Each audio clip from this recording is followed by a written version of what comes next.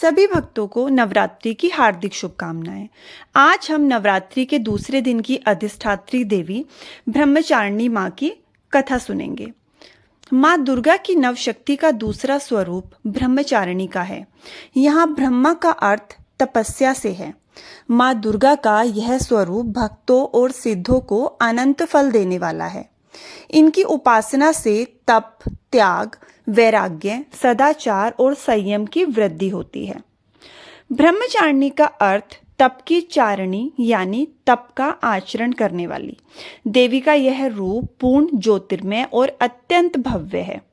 इस देवी के दाएं हाथ में जप की माला है और बाएं हाथ में यह कमंडल धारण करती हैं। पूर्व जन्म में इस देवी ने हिमालय के घर पुत्री रूप में जन्म लिया था और नारद जी के उपदेश से भगवान शंकर को पति रूप में प्राप्त करने के लिए घोर तपस्या भी की थी। इस कठिन तपस्या के कारण इन्हें तपश्चारिणी अर्थात ब्रह्मचारिणी नाम से अभिहित किया गया है।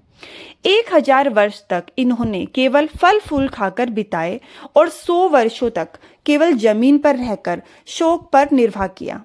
कुछ दिनों तक कठिन उपवास रखे और खुले आकाश के नीचे वर्षा और धूप के घोर कष्ट सहे। 3000 वर्षों तक टूटे हुए बिल्व पत्र खाए और भगवान शंकर की आराधना करती रही।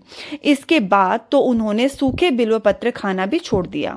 कई हजार वर्षों तक निर्जल और निराहार रहकर तपस्या करती रही। पत्तों को खाना छोड़ देने के कारण ही इनका नाम अपर्णा पड़ गया। कठिन तपस्या के कारण देवी का शरीर एकदम क्षीण हो गया।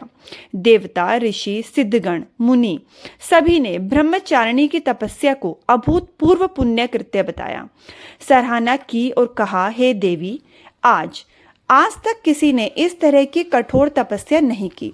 यह तुम्ही से ही संभव थी। तुम्हारी मनोकामना परिपूर्ण होगी और भगवान चंद्रमौली शिवजी तुम्हें पति रूप में प्राप्त होंगे। अब तपस्या छोड़कर घर लौट जाओ। जल्द ही तुम्हारे पिता तुम्हें बुलाने आ रहे हैं। इस देवी की कथा का सार यह है कि जीवन के कठिन संघर्षों में भी मन विचलित नहीं होना चाहिए। माँ ब्रह्मचारिणी देवी की कृपा से सर्व सिद्धि प्राप्त होती है। दुर्गा पूजा के दूसरे दिन देवी के इसी स्वरूप की उपासना और आराधना की जाती है। सभी बोले, जय माँ ब्रह्मचारिणी।